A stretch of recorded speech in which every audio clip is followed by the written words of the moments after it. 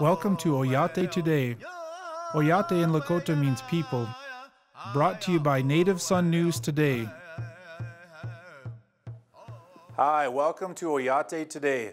I am your host, Richie Richards. Oyate Today is produced by Tim and Jackie Gallego. Tim is an enrolled member of the Oglala Sioux tribe. Our guest tonight is South Dakota State Representative Shawn Bordeaux of District 26A here in South Dakota.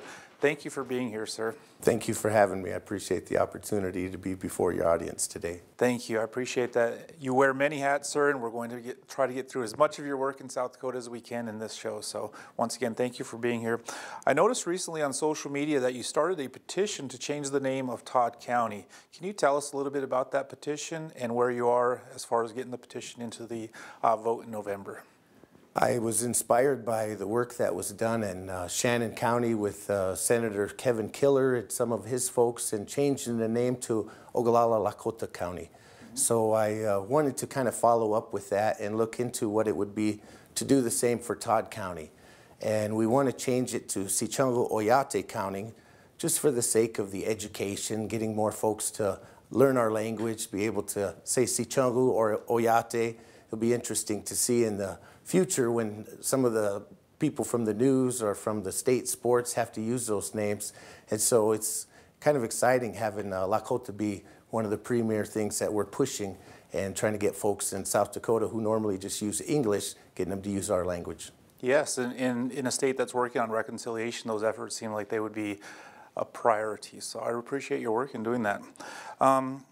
As far as being a state representative, you're pushing many bills into the House and into legislature. So what bills have you brought to the House this year?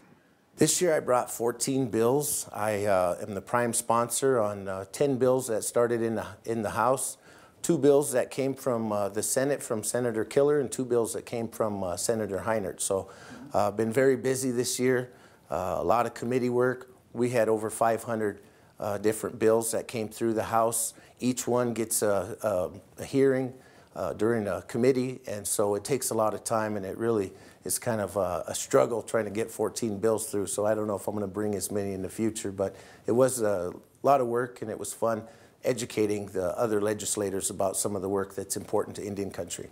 So of these bills, then, what bills have passed so far that you've brought? Well, not all of them have been signed by the governor yet, but I have a bill to where we were going to allow tribal regalia. It got amended down to where graduation ceremonies, our high school or college graduates can have an eagle feather on their graduation cap or an eagle plume if it's a female. So at this point, is that not allowed then, or? At this point, it's not allowed, and it depends on the school district. And I think some of the schools like Chamberlain, for example, wouldn't allow Lakota song, honor song to be played. I don't think they allowed the students to wear an eagle feather. So this becomes law. They'll have to do it once the governor signs it into law. It'll go in effect July 1st. Sure, and most of these efforts are happening with the eagle feathers and the plumes. Those are happening on reservation schools, but not off reservation schools then.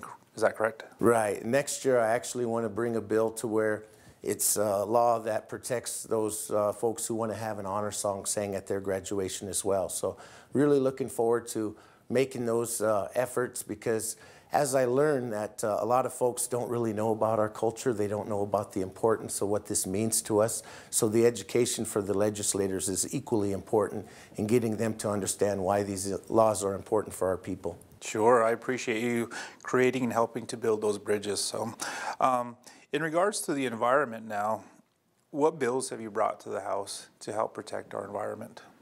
Chairman Fraser from Cheyenne River Sioux Tribe contacted many of us in the Democratic Party anyway, the native legislators, and asked us to carry some bills, and I picked those up, and one of them said no pipelines in South Dakota, and another one was no mining in the Black Hills without permission from all 9 of the tribes that are recognized in South Dakota. Another one had to deal with water permits. They're doing some mining near Peshla, and we wanted to have it so that they have to have a hearing in order to get those water rights. So those were some of the bills that I brought that didn't get passed, but still was an education and an opportunity for some of our leadership. I know one of the councilmen from Cheyenne River came and testified, talked about the treaty and talked about the laws with tribal folks, and wanted to see that these at least get considered. So it was a good practice for our folks to come to the Capitol and testify and get a sense of what that is and how the legislature works there. So what is some of the challenges in bringing these environmental kind of measures or legislation into the House? I mean, is there some reluctance or some resistance from other representatives from other areas then? There really is. You know, in the past I brought a bill that was no fracking in South Dakota. The chairman of the committee, he asked me to keep bringing it back. He said it's a good opportunity for me to educate some of the other folks in his committee. However, the local newspaper said it was one of the worst bills of the week last year. So people don't always support what I'm trying to do, but the education is key here in getting people to understand the frame of mind and how our Native people relate to Mother Earth, and the importance of making sure before we get into any of these extractive mining or any of these other things that we consider what it does to the environment. And so for our viewers who are not familiar with fracking and what fracking is and the damage that it may cause, what exactly is that, just briefly, I guess? It's a process they use where they shoot water into the earth, and they take chemicals that are also shot in there with the water, and those break down different things like oil, and then they extract them and they bring them out of the earth. And once they separate the oil or whatever they're trying to separate, then they have all this wastewater that they have to do something with, and oftentimes they just inject it back into the earth where it becomes part of the underground water cycle and gets into all of our regular drinking and other water that, you know, runs together here underneath the ground. So it's a major concern. And if you look at states like Oklahoma, all of a sudden they have a lot of earthquakes there. If you look at North Dakota, it's another thing where they had a lot of problems up there due to the fracking, and it's something that we don't want to happen here in South Dakota. Sure, definitely dangerous to the environment. Thank you for doing that, sir. Let's switch gears for a minute. Can you tell us a little bit about the Indian Affairs Commission and how you're working with that directly? That was a bill that I brought this year. I got the idea from Oregon. I think they've been doing it for about 15 years. Now, South Dakota does have a legislative body where we have 10 legislators that make up the State Tribal Relations Committee. And I felt that it would be important for the tribes to have a say in what happens in state government. And each tribe would be allowed to have a representative who would travel quarterly to Pierre and meet with the governor's cabinets. Secretary Steve Emery and others could meet and basically deal with all the issues that the tribes have, whether it's transportation or economic development. They can bring the different cabinet members with them to the meeting and give the tribes an opportunity to keep working. While we continue to do our legislative work, they'll be working on issues that the governor and the secretaries of various cabinets can handle on an annual basis. It almost seems like this would be kind of a direct line of communication then from tribe to the governor's office then. Is that correct? It really is. As it stands, there's 4 of us right now who are on the State Tribal Relations Committee that are Native Americans. So we have the expertise, and we're not experts in all areas. So to have the tribe designated as, you know, part of a commission to say, you send us your president or tribal council member, send us your subject matter expert, and we'll talk about these different things. I think we can go beyond that to where we even have an advisory council for health. We can talk about IHS, we can talk about Susan. We don't have anybody who's an expert on all those things, so to have a council or a group that advises the legislature or the governor, I think would really be important. Sure, definitely. Representative Bordeaux, we're going to take a break and get a word from our sponsors. When we get back, we'll learn a little bit more about your work in Pierre. So we'll be back after a word from our sponsors. You can't predict life's ups and downs. You just give it all you've got to stay on top. But it's easier with a partner like Security First Bank. Since 1898, we've been riding with you through the country's biggest ups and downs. And this is where we'll stay. Security First Bank, a relationship you can count on. Member FDIC.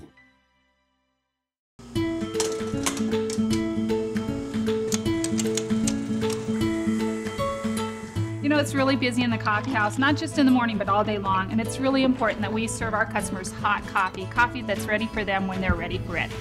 We get that, Michelle. And our team at Black Hills Energy will make sure you have the electricity you need to keep that Java nice and hot. Speaking of hot Java, how about a cup for the road? Black Hills Energy. Life sponsored by Energy. Native Sun News has been voted the best weekly newspaper in its class for 2015 by the South Dakota and North Dakota Newspaper Associations. You can find a copy of the Native Sun News at many businesses and vending machines in Rapid City and the surrounding area, and on all 9 reservations. We publish every Wednesday, so advertisers and subscribers can reach our diverse readership by calling 605-721-1266. The Native Sun News covers the other side of the story. When discrimination happens in our community, and it does happen, then it's time to stand up and speak out to make it stop. Discrimination hurts and excludes. We can be better than that. People of Black Hills have a connection to each other, and none of us deserve discrimination. The Rapid City Human Relations Commission can help with discrimination issues in housing, employment, and public accommodations. And each of us, when we see it or hear it, can do our part to end discrimination. You have a responsibility to stand up and speak out. Hi, welcome back to Oyate Today. Our guest tonight once again is State Representative Shawn Bordeaux of District 26A. Thank you for being here once again, sir. Thank you for having me. Before the break, we talked a little bit about your work as a state representative, some of the challenges that you face on a day-to-day basis, and I want to talk a little bit about the future then. So what plans do you have in the future, and kind of what work is needed as we move along together in Indian country? Well, one of the things that I'd like to see done in Pierre is to take the Wakbashicha reconciliation place, or whatever it's called, in Fort Pierre. We have, I think, 9 or 15 acres of trust land, and I'd like to see that developed. And I'd like to see it become an embassy, for one, where tribes can come and meet with various legislators, meet with people that maybe Secretary Emery could even move his office there, and we could meet with various people within the state. We could have a gift shop. We could even do some sweats and utilize that facility out there. Right now, I don't think it's being utilized to the degree that it could. And also, I think it could be a place where we could have Ocheti Shakoi treaty meetings and some other various gatherings where our people all come together and talk about what we need to do to advance our agenda in the state. So that would almost function as, I guess, as a tribal state capital per se, a little bit then? Right, and you know, we talked about it in our State Tribal Relations Committee, and we asked the Secretary of Tribal Relations why they don't use it. And he said it's the tribes building, it's up to the tribes to use it how they see fit, and if they're not even using it, that's also, I guess, you know, basically them saying that, you know, we're kind of wasting the space then. So I'd like to see us utilize it and see a lot more activity come out of there. If we have to, maybe even put a casino there in the future. Sure. I understand, Representative Bordeaux, that you're passionate about bringing tribal members into state politics. Can you talk a little bit about what that means for you? You know, it's really difficult when we have an issue that affects the tribes and we don't have anybody from the tribe that shows up to testify. So oftentimes I've had the other legislators say, where's the Indian people? Where are your leadership? How come they're not here? How come we don't hear from them?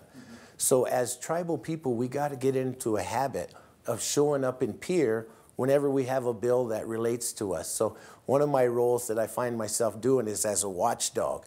This year we had a casino proposed for the city of Yankton, and that would have affected a lot of our tribal economies. So Flandreau, the Santee Sioux tribe of Nebraska, the Yankton Sioux tribe, and basically many of the tribes in South Dakota came together and testified, and it really kind of freaked people out in Pierre to have so many natives and native leadership in the halls of the state capitol there. So it was kind of fun and exciting for me to see the power that generated, just having us all unite on one issue. And I saw it last year as well when the governor proposed that they do, I think it was Senate Bill 160, where it was kind of an anti-protester during the pipeline fights and all of that. They had a bill, and it really took a lot of efforts of many people to come together to try to get that bill amended to where it was something that was compatible for our people to deal with. But you never know what's going to come out of Pierre.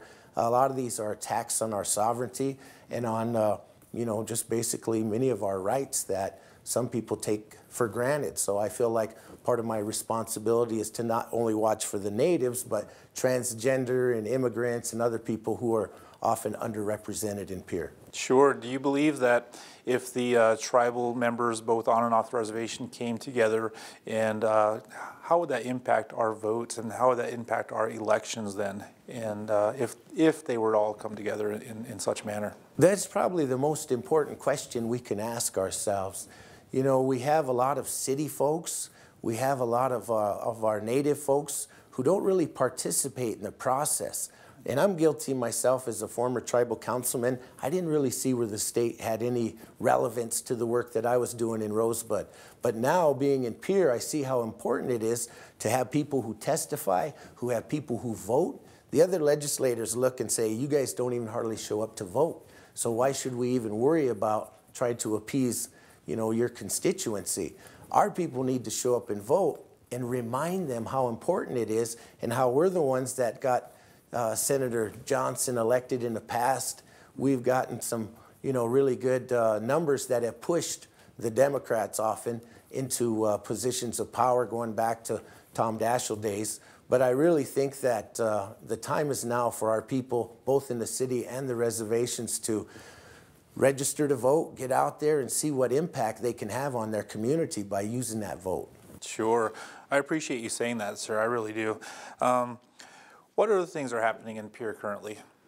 Well, right now I think just basically getting, you know, transition from one governor to a new governor. It's kind of an exciting time because a new governor will bring in a whole new cabinet. So if we can get behind Senator Billy Sutton and we can get him elected, we could probably get some natives to fill some of those cabinet seats, and that would really make a big change in the future, having folks that are maybe a native in part of the Department of Transportation or Secretary of Transportation or Economic Development. These type of things we haven't seen before, so it'll be exciting thinking that we got somebody watching our back in there. And you bring up a good point, because if we had tribal members in these places of, I guess, places of power within our state, it wouldn't just be in concern, or their concerns wouldn't just be on tribal reservations or in those isolated communities where, you know, a lot of these tribal members live. So placing them in these places in the cabinet would be monumental for the state of South Dakota, definitely. What other roles do you have in our state capital? What else are you doing in Pierre? Well, my primary role is an educator, so just educating people on different cultural nuances or the reason we do one thing or the reason we don't do another. I try to use a little Lakota language, just a simple greeting or something when I sometimes speak on the floor, so people get a little bit of a sense of how that's important to me, how I make it a part of my daily life, and how I want to have my children and grandchildren see that it's important as well. So little things like just being an educator, being a supporter, being a watchdog, those are all important roles I play. Sure, definitely.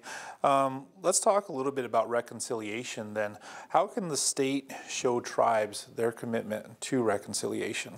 I think the state would go a long way to improving relations by putting some resources towards supporting what we do, and say something like the Bigfoot ride when we have our people leave from Cherry Creek and ride to Wounded Knee. It's a very difficult ride, I would have to think. I've never participated, but if the state were to take some lands and build a little shelter, have some water, have some hay, and have exclusive rights for those native folks who are participating in those ceremonies to be able to use them. I think 38+2, we can do the same thing from Crow Creek going to Flandreau. If they were to set up some places that during the rest of the year could be used as educational platforms to kind of teach people that we could still continue to use these rides and why we do it. Have our people write up what the history and what the thing, a little bit of educational documentation for people, much like the old rest areas used to be in South Dakota. I think something like that would really be beneficial to the tribes. I think we can all benefit from education and more education for all of our citizens in the state. So I appreciate you doing that, sir.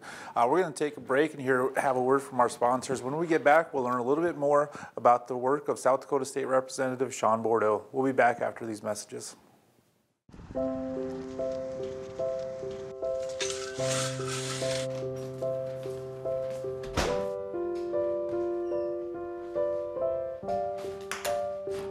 I like to eat apples and bananas.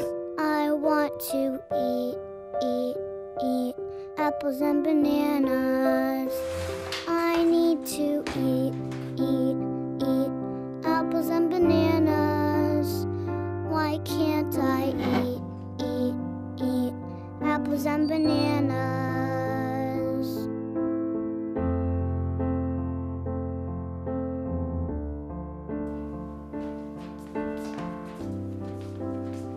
Support the Feeding America nationwide network of food banks to help provide meals to those in need. Join us at feedingamerica.org. Youth and Family Services Prenatal to 5 Head Start program is enrolling now. This is a free preschool program for children ages 3 to 5 and a home visiting program for children prenatal to age 3. Both programs offer family support opportunities. If you are pregnant or have a child 5 years old or younger, call today to inquire about this free family program designed to enhance children's physical, social, emotional, and intellectual development. Give your child a head start with Head Start. Call today.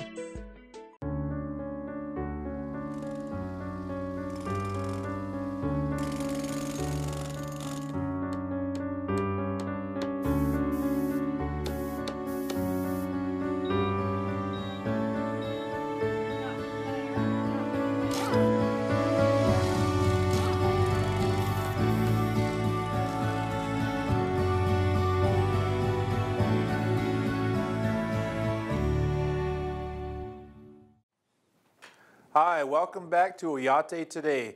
Our guest tonight once again is South Dakota State Representative Shawn Bordeaux of District 26A. Thank you for being here again, sir. Thank you for having me. We talked a little bit about reconciliation in the state of South Dakota here. What else can be done collaboratively between the tribes and the state to improve those efforts? I think we should do some efforts to where we try to bring in some federal resources. Maybe we use Senator Thune or somebody to help bring in like more museums, interpretive centers, cultural centers, historical centers. We can talk about different places that we've gone as Lakota people in South Dakota, why we went there. You know, these might be the interpretive centers. We can have a historical center and, you know, have them near the reservation so that opportunity for workforce goes to our people. A few jobs along the interstate, somewhere near Belvedere or Kadoka would be good, somewhere over by Sisseton or Flandreau, by Chamberlain. All of these are areas near reservations, and so the tribes could provide that opportunity to educate people and provide whatever cultural resources are needed, and it would be a good way for our people to work together on a collaborative effort on anything, whether it's a gift shop or a living village, or any of these would be good projects to work together on. How would one of these interpretive centers or museums near reservations who would be kind of utilizing culture bearers as educators, how would our tourists and the people that come to our community and area benefit from the people themselves teaching and telling their own story in a place like this? Well, I think it does just that. It brings those resources a lot closer. Many people come through our community. I'll be in Valentine, Nebraska, and I'll hear someone at a convenience store say, "Don't stop till you get to Murdo." Like it's going to be, you know, dangerous to cross the reservation and you don't want to stop. Whereas there's a lot of opportunities to buy cultural items. We sit in this beautiful store here where there's a lot of things that, you know, we know the tourists who come to South Dakota want, especially Lakota, Dakota, Nakota made. So I think by having those resources like an interpretive center near a reservation or on a reservation only helps the local market as well, and be able to provide those businesses like whether it's somebody taking up to campsites or hunting guides or somebody who's doing any other type of tourism, trail rides or riding down the river in a raft or whatever. These are all things that the tribes could do, and many of our young people could do. So I think by having the cultural center near a reservation, it also adds to keeping the tourism dollars local. Sure, and those folks will go home, tell about their great experience, send their friends and relatives to South Dakota the next summer. I'm sure it'd be a great experience for everybody involved. So definitely thank you for bringing that up, by the way. I wanted to ask you a little bit about kind of what else do you hope for the future of South Dakota when it comes to state politics? You know, where do you like to see it? Where would you like to see us going? Well, I'd like to see a Native American governor one of these days, but we'll take some small steps, and somebody like Billy Sutton, who's really supportive to Indian country, would be a long ways going down the road in providing that reconciliation by having somebody who just knows how to talk to our people. So that, and then also having our people elected statewide. It'd be nice to see an attorney general or one of these other positions in the state that are key, maybe not the governor, but some of the other positions. It would be really critical in the future to have a native there, just to show that South Dakota is progressing and that we do see the value in all of our people, not just, you know, some of our people. What's nice is that more and more Native Americans and tribal members here in South Dakota have they're very highly educated. They're going off out of state many times, coming back with master's degrees, doctorates, and all of these you know, certificates that can elevate them and put them in a place to run for a state position or run as a representative or senator and possibly a governor. So could you talk a little bit about how our communities benefit from these individuals who come back with education and elevate their own communities? Well, like myself, when I went to University of Nebraska, I was told, come back and bring your education home. It was difficult because I couldn't find a job in some of the areas of the reservation. We know that's often the case, and it's difficult to find employment. So sometimes you have to go to other reservations. I worked in Pine Ridge, I worked in Winnebago, I worked on the Kickapoo Reservation. So sometimes in getting my work experience, I've had to leave my own community. But I found that working in the other communities was not only a challenge, but it was fun. And I received a lot of support from many of the people who knew my family and knew our people and had good contacts among them. So I really felt that was a good experience. And once I came home and brought that experience, it really helped me be a better leader and a better employee as somebody who's coming back to the reservation with not only education, but now work experience. Sure. State Representative Shawn Bordeaux, I appreciate your time tonight. I appreciate you being here. I appreciate Prairie Edge for hosting our show. I would like to thank our producers, our sponsors, and I want to thank you for making Oyate Today a part of your night. Have a good night. Thank you. You've been watching Oyate Today, brought to you by Native Sun News Today.